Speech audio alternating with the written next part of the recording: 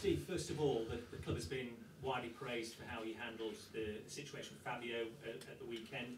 What's the latest on him? Well, Fabio, our doctors were on the field of play as soon as they could possibly be there, and they've done a fantastic job. You know, he was unconscious. They assessed the situation, made the decision to take him from the field of play, and he'll miss the next 2 games. I think it's a 7-day ruling.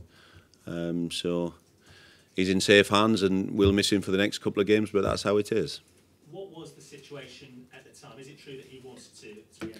I think so, but I think that's just a reaction from Fabio. But you know, with Brian and Chris, they've got all the experience needed to deal with that situation, and it was the right decision. How difficult is that when a player clearly wants to go and join his teammates again, but also got these new guidelines in place, and you've got to consider his well-being? Well, I just think it's simple, really. I think the medical people are very, very well qualified to deal with these situations, and they make the decision, and I was quite happy with that. As far as team news goes ahead of tomorrow night's game, obviously, as you've said, Fabio won't be available. I know there's a concern about Ramirez as well, and what's the latest with George? Well, Gaston got a kick to the ankle, or a twist, and it was sore, but it's improving, and he's had a good morning this morning, so we'll assess him again tomorrow morning. George and Callum are running, progressing nicely. It's difficult to say exactly when they're going to be ready, but they're not too far away. Would you hope that Gaston will be available tomorrow? He has a chance. Adam Clayton has, since the weekend, said that this week, in his opinion, is make or break for Middlesbrough in terms of the survival race. Is that a fair assessment? I think we need to win the game. It is a big game for us, and we need 3 points. But I'm quietly confident, and so are the group of players. We've had a chat this morning, and they'll be fully focused going into the game.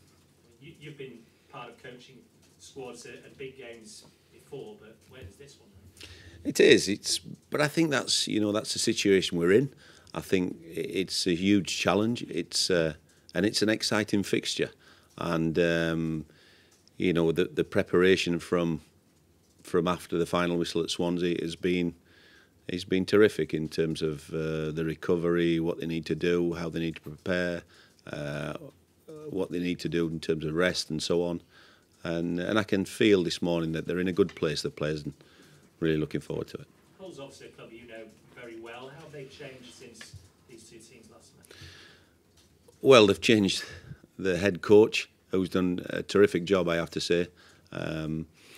So it has changed a little bit in terms of the head coach, and they had a busy January, so quite a big turnover of players.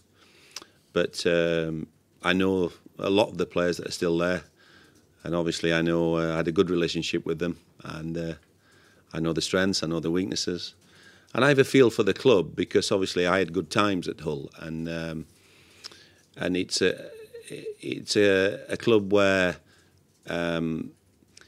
it's the crowd are vocal.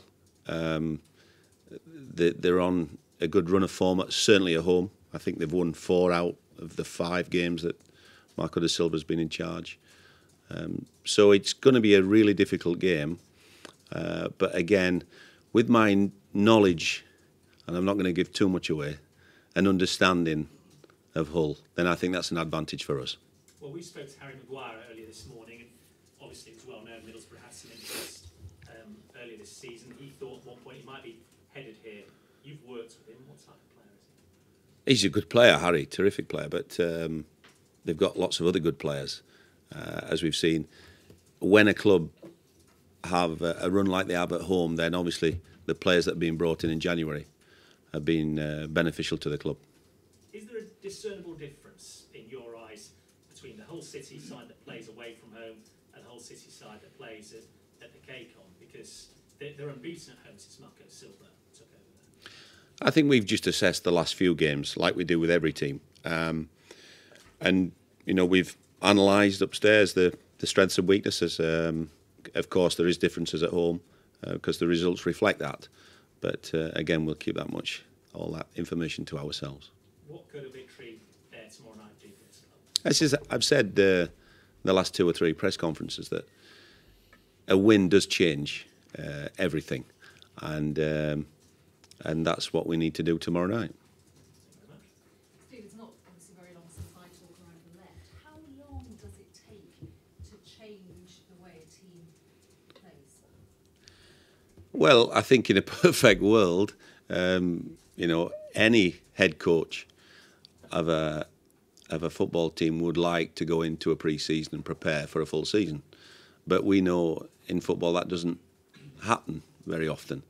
So I think we've got to be prepared to just, like we have the last few weeks, put ideas into the players like we have. They've responded. I don't think we've quite had the break that we need or we've needed. But, I do feel that if we keep working the way we have, that the break will come. And clearly it's on the attacking front that things do need to change. More goals, basically.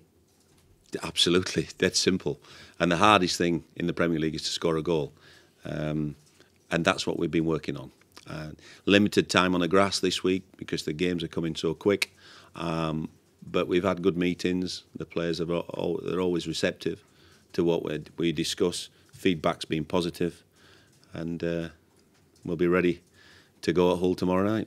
And is it about trying to get more of the midfielders involved in trying to score rather than just leaving it up to the strikers? Yeah, I think we can go on and on and on about tactics and how we want to score a goal. The bottom line is we have to take risks in the top end of the field, and they're the messages that we've been sending through to the players. Is it quite frustrating for you knowing that you have got such a short time to get your ideas across to the players? I don't think it's frustrating. I see it as a challenge and I see progression. We just haven't quite seen it when the players have gone on the field as much as I would have liked. We've had shots blocked and with a chance at the end. But I just think the players almost feel that it's coming, and hopefully tomorrow night. Yeah, it has to come quickly, doesn't it? I mean, really, Gustad looked crestfallen at the end, as he would. Has he kind of mentally recovered from that disappointment? Yeah. Rudy's a terrific boy. He's scored 2 goals since he joined us. He's not played that much football. He's had the problem with his hamstring. So he's just determined, he's just determined to score a goal, and he has a real focus. I can see that in him speaking to him this morning. You mentioned about the goal, Steve. You've shown yourself already. You're prepared to be flexible in terms of tactics and what personnel you'll have on the pitch to try and score that goal. Is it honestly getting to the point where it does feel like you just need a bit of luck now? Yeah, I think any team at any point in the season need a break, need a little bit of luck. But you make your own luck. And I think the work and the effort that the players are putting into the performances, they will get that slice of luck that we all need. You've alluded to it. I mean, there's no getting away from the fact the stakes this week are very high. Can you sort of compartmentalise it one game at a time? Is it easy enough to do that, even despite the overriding situation? It is, of course it is, because I think that's where we are. I've said for 2 or 3 weeks now, that's where we are, one game at a time. And here's the next game, Hull. Steve, you talked earlier about just the one win could kickstart it. I suppose it's got to come sooner rather than later, given that the fixtures are running out. Absolutely, yeah. And we'll go tomorrow night and set up to win the game. You talked about having a chat with the players this morning. Was that a cards on the table, a rallying cry, or was it just something that you do regularly? I think it's because it's difficult when we've got limited time on the grass. We finished at whatever time, 3 o'clock on Sunday afternoon, so we go again on Wednesday night. So it's difficult to put everything into them on the grass. So I think it's mainly to show the players what was good, where we need to improve. I saw during his time here had a very definite style and wanted the team to play in a certain way. When you get to this point, it's just about winning games, however it comes, overly scrappy, you don't really care. Yeah, I would totally agree with that. Yeah, we need to win and find a way to win. We have technical players, we have good wide players, we have big effective strikers. So I think we've got enough variety in the top end of the field to score us a goal.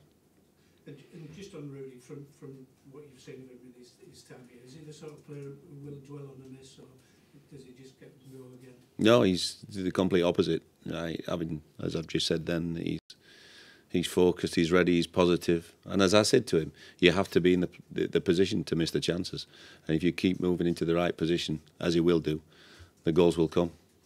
And just finally, Steve Gibson has said that he's going to give you the chance to stake a claim for the job on a longer term basis.